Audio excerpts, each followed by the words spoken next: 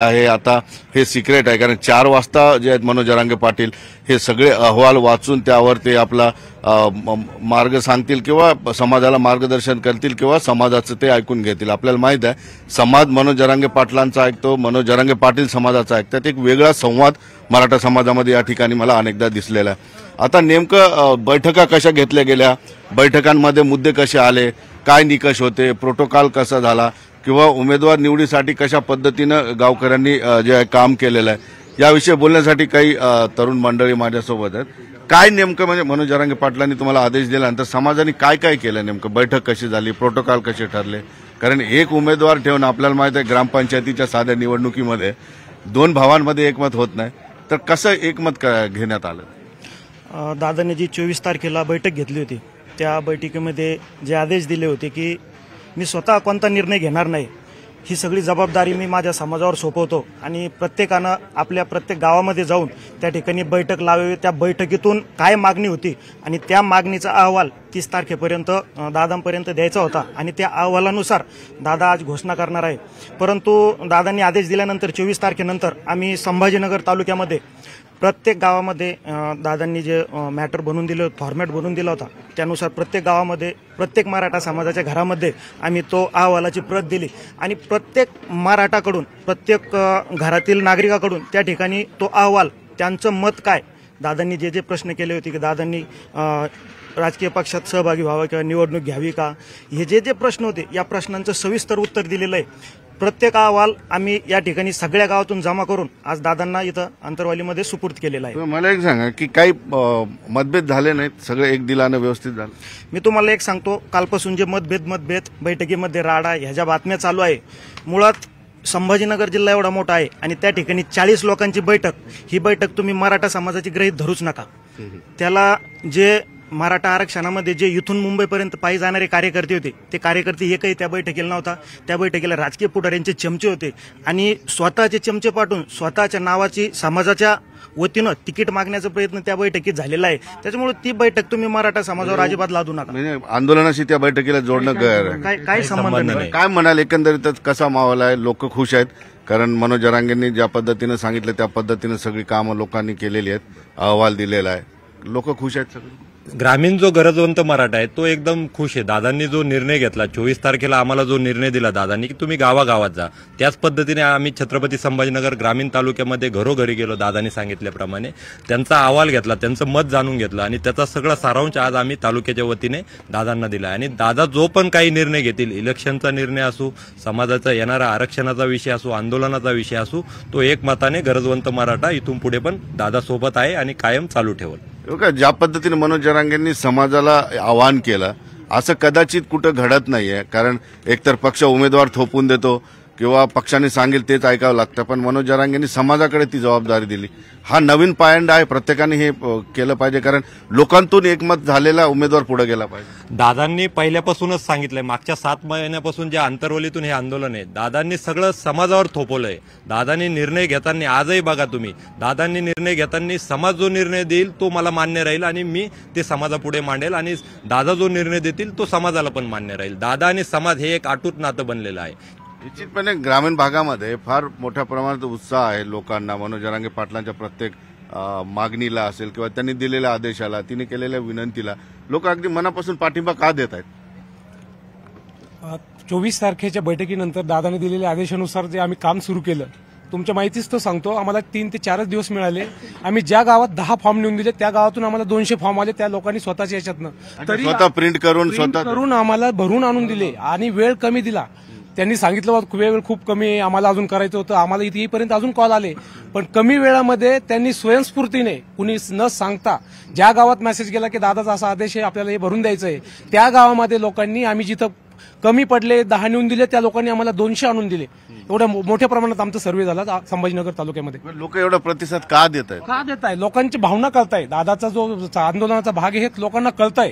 हे तुमचे 2 असेल 4 असेल लोक जे हे धिंगाणा घालताय हे नाहीये। आम्ही 1000 2-2 हजार लोकांच्या घोंगडी बैठका घेतल्या, तिथं गालबोट नाही कुणाला अरे नाही की कार्य नाही, हे झालं असेल हे समाजाच्या विरोधात आहे, याला आम्ही कधी याचं समर्थन करणार नाही। मी तुम्हाला पुन्हा तोच प्रश्न विचारतो जाता जाता की लोक एवढं ऐकतात का मनोज जरांगेचं? प्रत्येक गोष्ट ऐकतात, राजकारण हे मराठा समाजाच्या रक्तात आहे, भाऊ भाऊ एक होत नाही, पण अख्खा समाज मनोज जरांगे पाटलाचा ऐकते की चला उमेदवार तुम्ही द्या निवडून. याच्या मागचं मुख्य कारण हे आहे की दादांनी आतापर्यंत जे निर्णय घेतले हे स्वतः नाही घेतले. जो गरजवंत मराठा आहे यांचं प्रत्येकाचं मत जाणून घेतलं आणि त्याद्वारेच दादा निर्णय घेत गेले.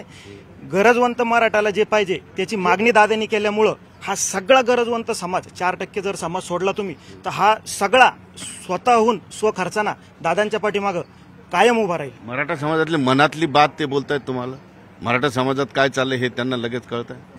नक्कीच, कारण ते तेवढे तळागाळातले आहे, ते सर्वसामान्यातले कुटुंबातले आहे, ते प्रस्थापितापैकी नाही आहे. त्याच्यामुळे त्यांना प्रत्येक गोष्टीची जाणीव आहे आणि ती मराठा समाजाला खरं बोलल्यानंतर कुणालाही पडतं. तुम्ही जर माझ्या मनातलं बोलले तर मी निसंकोचपणे तुमच्या पाठीमागं कधीही उभं राहील.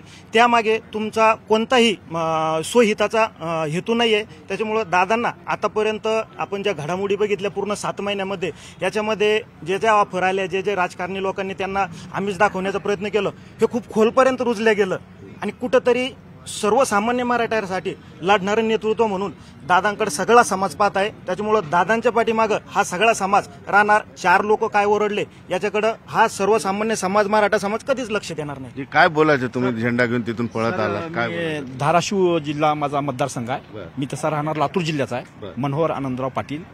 मी संपूर्ण धाराशिव जिल्ह्याची मी म्हणजे गावोगाव गेलेला आहे की आम्हाला असा निष्प्रह, प्रामाणिक, इमानदार, मॅनेज न होणारा अंतकरणातून असा माणूस जरी असेल. उमेदवार निवडला का फक्त जरांगे दादा. उमेदवार निवडला का? जरांगे दादा आमचे उमेदवार. जरांगे दादा संपूर्ण 48. धाराशिव मधून काही उमेदवार आले का तुमचा? हा मी मनोहर आनंदराव पाटील. मी अहवाल आलाय का तुम्ही? दिलोय मी अहवाल. काय ठरलं, काय कसं झालं, बैठक कशा झाल्या? अहवाल म्हणजे प्रत्येक मतदार बैठका कशा झाल्या का?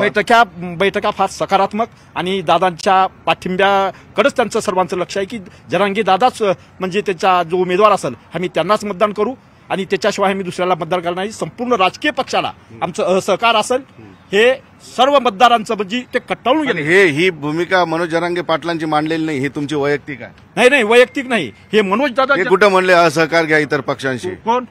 मनोज दादा. नाही, पक्षांना समाजानं म्हणले आणि समाज जो आहे स्वतः दादा नेता स्वतःला घोषित केले नाहीत. समाज हा माझा नेता आहे. जात माझी सर्वात मोठी जात हा नेता आहे. निश्चितपणे. हा, तुम्हाला काय बोलायचं? हे जे आंदोलन चालत असताना जे गालगोट लावण्यात येत आहे, नाही त्याच्यावर नाही बोलायचं मला. तुम्ही फक्त हे सांगा की एवढा पाठिंबा त्यांना गावातून का मिळतोय? राजकारणाची भूमिका असली तरी एक दिलाने लोक त्यांच्या पाठीशी आहेत. याचं सर्वात महत्वाचं कारण म्हणजे दादांनी आजपर्यंत जी कुठली काही भूमिका घेतली आहे ती समाजाला विचारून घेतली आहे. समाज आणि दादा यांच्यामध्ये एक अतूट असं नातं आहे. हे नातं म्हणजे एका मायलेकराच्या नात्याच्याही पलीकडे. दादांच्या पुढे समाज जात नाही आणि समाजापुढे समाजाच्या निर्णयापुढे दादाही कधीच जात नाही. निश्चितपणे आपण बघितलं.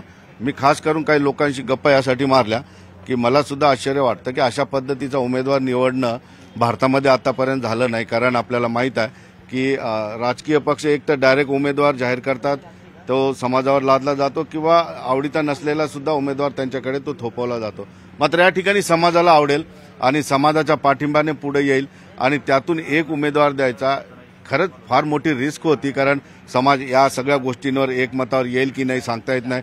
मराठा समाजाचा सगळ्या समाजापेक्षा जास्त इंटरेस्ट राजकारणामध्ये आहे. अनेकांच्या अपेक्षा असतात, अनेकांनी प्लॅनिंग करून ठेवलेलं असतं. त्यातून अशा पद्धतीनं निवड करणं ही एक मोठी रिस्क होती. मात्र आता या ठिकाणी सगळे अहवाल आलेले आहेत. नेमकं 4 वाजता मनोज जरांगे पाटील जवळपास 36 ते 38 मतदारसंघाचे अहवाल या ठिकाणी आलेले आहेत. त्यातून कशी नावं बाहेर काढले जातील कारण त्याचा अभ्यास सुरू आहे. कारण एक नाव बाहेर काढणं सुद्धा थोडंसं अभ्यासाचंच काम आहे. कारण त्या भागातल्या मतदारसंघाचं नॉलेज सुद्धा मनोज जरांगे यांना असावं. त्यामुळं काही लोकांच्या वैयक्तिक ओळखी सुद्धा त्यांच्या त्या ठिकाणी आहेत. मात्र समाजाचं काय भावना आहे हे समजून त्यावर येणाऱ्या निवडणुकीमध्ये ते अपक्ष उमेदवार देत आहेत का इतर पक्षाच्या उमेदवारांना लिखित पाठिंबा देऊन किंवा त्यांच्याकडून काय आश्वासनं घेऊन पुढे आपण मराठा समाज जातो का, या सगळ्या गोष्टी ठरणार आहेत. मात्र एक गोष्ट आहे, या सगळ्या प्रोसेसमध्ये मनोज जरांगे पाटील केंद्रस्थानी जरी असले तरी ते कसल्याही पद्धतीचं राजकारण करणार नाहीत, राजकारणात जाणार नाहीत. तो आपला पिंड नाही, तो आपला मार्ग नाही, हे त्यांनी आधीच स्पष्ट केलेलं आहे. सुधीर जाधवसह सिद्धार्थ गोदाम, न्यूज 18 लोकमत, अंतरवाली, सराटी.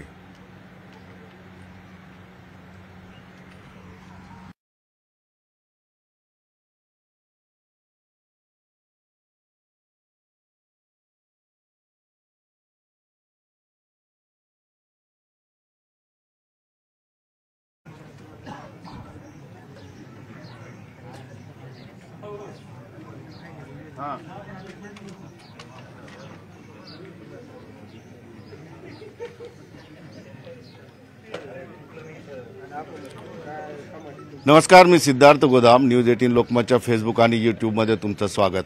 माझ्या पाठीमागे फ्रेम बघितले की तुम्हाला कळत असेल मी कुठं आहे, कारण ही फ्रेम आता अख्खा महाराष्ट्र नाही देशाला परिचित झालेली आहे. मी निश्चित मनोज जरांगे पाटील यांच्या आंतरवाली सराटीच्या आंदोलनस्थळी आहे.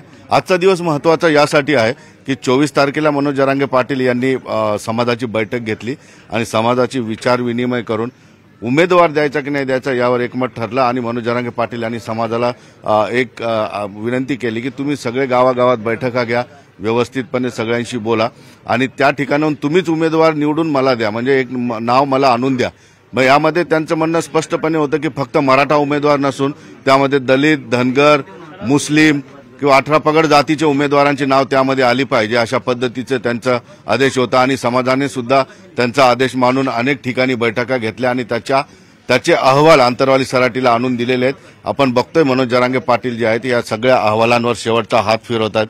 प्रत्येक अहवाल ते काळजीपूर्वक वाचतायत. लोकांचं म्हणणं काय आहे, लोकसभा निवडणूक लढवायची तर मग अपक्ष लढवायची का, किंवा उमेदवार कोण असेल, यासाठी एकमताने या ठिकाणी अहवाल आलेले आहेत. मनोज जरांगे पाटील यांचा स्पष्ट उद्देश असा होता की समाजाने एक दिलाने एक उमेदवार दिला तर समाज त्याच्या पाठीशी पूर्ण ताकदीशी उभा राहील, एक दिलाने उभा राहील आणि त्यांना चांगलं मतदान मिळून कदाचित आपल्याला त्या ठिकाणी यश मिळू शकतं, असा प्रामाणिक उद्देश मनोज जरांगे पाटील यांचा होता.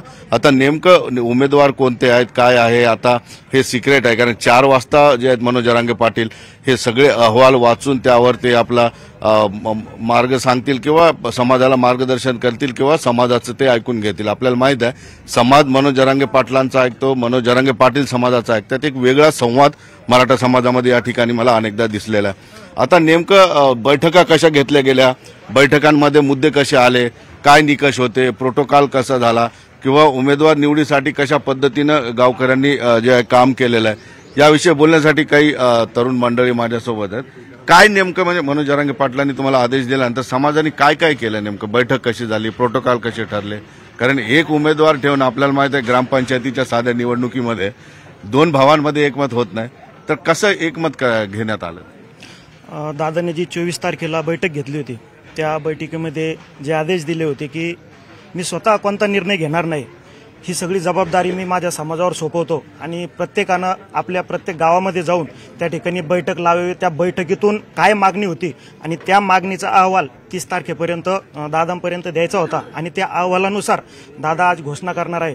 परंतु दादांनी आदेश दिल्यानंतर 24 तारखेनंतर आम्ही संभाजीनगर तालुक्यामध्ये प्रत्येक गावामध्ये दादांनी जे मॅटर बनवून दिलं, फॉर्मॅट बनवून दिला होता त्यानुसार प्रत्येक गावामध्ये प्रत्येक मराठा समाजाच्या घरामध्ये आम्ही तो अहवालाची प्रत दिली आणि प्रत्येक मराठाकडून प्रत्येक घरातील नागरिकाकडून त्या ठिकाणी तो अहवाल, त्यांचं मत काय, दादांनी जे प्रश्न केले होते की दादांनी राजकीय पक्षात सहभागी व्हावं किंवा निवडणूक घ्यावी का, हे जे प्रश्न होते या प्रश्नांचं सविस्तर उत्तर दिलेलं आहे. प्रत्येक अहवाल आम्ही या ठिकाणी सगळ्या गावातून जमा करून आज दादांना इथं आंतरवालीमध्ये सुपूर्द केलेला आहे. मला एक सांगा की काही मतभेद झाले नाहीत, सगळे एक दिलानं व्यवस्थित झालं? मी तुम्हाला एक सांगतो, कालपासून जे मतभेद बैठकीमध्ये राडा ह्या ज्या बातम्या चालू आहे, मुळात संभाजीनगर जिल्हा एवढा मोठा आहे आणि त्या ठिकाणी 40 लोकांची बैठक, ही बैठक तुम्ही मराठा समाजाची गृहीत धरूच नका. त्याला जे मराठा आरक्षणामध्ये जे इथून मुंबईपर्यंत पायी जाणारे कार्यकर्ते होते ते कार्यकर्ते एकही त्या बैठकीला नव्हता. त्या बैठकीला राजकीय पुढाऱ्यांचे चमचे होते आणि स्वतःचे चमचे पाठवून स्वतःच्या नावाची समाजाच्या वतीनं तिकीट मागण्याचा प्रयत्न त्या बैठकीत झालेला आहे. त्याच्यामुळे ती बैठक तुम्ही मराठा समाजावर अजिबात लादू नका. म्हणजे आंदोलनाशी त्या बैठकीला जोडणं काय संबंध नाही. काय म्हणाल, एकंदरीतच कसा माहोल आहे? लोक खुश आहेत कारण मनोज जरांगेंनी ज्या पद्धतीनं सांगितलं त्या पद्धतीनं सगळी कामं लोकांनी केलेली आहेत, अहवाल दिलेला आहे, लोक खुश आहेत सगळे. ग्रामीण जो गरजवंत मराठा आहे तो एकदम खुश आहे. दादांनी जो निर्णय घेतला 24 तारखेला आम्हाला जो निर्णय दिला दादांनी की तुम्ही गावागावात जा, त्याच पद्धतीने आम्ही छत्रपती संभाजीनगर ग्रामीण तालुक्यामध्ये घरोघरी गेलो. दादांनी सांगितल्याप्रमाणे त्यांचा अहवाल घेतला, त्यांचं मत जाणून घेतलं आणि त्याचा सगळा सारांश आज आम्ही तालुक्याच्या वतीने दादांना दिला. आणि दादा जो पण काही निर्णय घेतील, इलेक्शनचा निर्णय असो, समाजाचा येणारा आरक्षणाचा विषय असो, आंदोलनाचा विषय असो, तो एकमताने गरजवंत मराठा इथून पुढे पण दादा सोबत आहे आणि कायम चालू ठेवल. ज्या पद्धतीने मनोज जरांगेंनी समाजाला आवाहन केलं असं कदाचित कुठं घडत नाहीये. कारण एकतर पक्ष उमेदवार थोपून देतो किंवा पक्षाने सांगेल तेच ऐकावं लागतं, पण मनोज जरांगेंनी समाजाकडे ती जबाबदारी दिली. हा नवीन पायंडा आहे, प्रत्येकाने हे केलं पाहिजे, कारण लोकांतून एकमत झालेला उमेदवार पुढे गेला पाहिजे. दादांनी पहिल्यापासूनच सांगितलंय, मागच्या 7 महिन्यापासून जे आंतरवलीतून हे आंदोलन आहे, दादांनी सगळं समाजावर थोपवलंय. दादांनी निर्णय घेताना आजही बघा तुम्ही, दादांनी निर्णय घेताना समाज जो निर्णय देईल तो मला मान्य राहील आणि मी ते समाजापुढे मांडेल, आणि दादा जो निर्णय देतील तो समाजाला पण मान्य राहील. दादा आणि समाज हे एक अटूट नातं बनलेलं आहे. निश्चितपणे ग्रामीण भागामध्ये फार मोठ्या प्रमाणात उत्साह आहे लोकांना मनोज जरांगे पाटलांच्या प्रत्येक मागणीला असेल किंवा त्यांनी दिलेल्या आदेशाला, तिने केलेल्या विनंतीला लोक अगदी मनापासून पाठिंबा का देत आहेत? 24 तारखेच्या बैठकीनंतर दादाने दिलेल्या आदेशानुसार जे आम्ही काम सुरू केलं, तुमच्या माहितीच तो सांगतो, आम्हाला 3 ते 4 दिवस मिळाले. आम्ही ज्या गावात 10 फॉर्म लिहून दिले त्या गावातून आम्हाला 200 फॉर्म आले, त्या लोकांनी स्वतःच्या याच्यातनं तरी स्वतः प्रिंट करून आम्हाला भरून आणून दिले आणि वेळ कमी दिला. त्यांनी सांगितलं वेळ खूप कमी आहे, आम्हाला अजून करायचं होतं, आम्हाला इथे येईपर्यंत अजून कॉल आले, पण कमी वेळामध्ये त्यांनी स्वयंस्फूर्तीने कुणी न सांगता ज्या गावात मेसेज गेला की दादाचा असा आदेश आहे आपल्याला हे भरून द्यायचं आहे, त्या गावामध्ये लोकांनी, आम्ही जिथं कमी पडले 10 नेऊन दिले त्या लोकांनी आम्हाला 200 आणून दिले. एवढ्या मोठ्या प्रमाणात आमचा सर्व्हे झाला संभाजीनगर तालुक्यामध्ये. लोक एवढा प्रतिसाद का देत आहेत? का देत आहे? लोकांची भावना कळताय, दादाचा जो आंदोलनाचा भाग आहे हे लोकांना कळताय. हे तुमचे 2 असेल 4 असेल लोक जे हे धिंगाणा घालताय हे नाहीये. आम्ही 1000 2,000 लोकांच्या घोंगडी बैठका घेतल्या, तिथं गालबोट नाही कुणाला अरे नाही की कार्य नाही. हे झालं असेल, हे समाजाच्या विरोधात आहे, याला आम्ही कधी याचं समर्थन करणार नाही. मी तुम्हाला पुन्हा तोच प्रश्न विचारतो जाता की लोक एवढं ऐकतात का मनोज जरांगेचं? प्रत्येक गोष्ट ऐकतात. राजकारण हे मराठा समाजाच्या रक्तात आहे, भाऊ एक होत नाही, पण अख्खा समाज मनोज जरांगे पाटलाचा ऐकते की चला उमेदवार तुम्ही द्या निवडून. याच्या मागचं मुख्य कारण हे आहे की दादांनी आतापर्यंत जे निर्णय घेतले हे स्वतः नाही घेतले. जो गरजवंत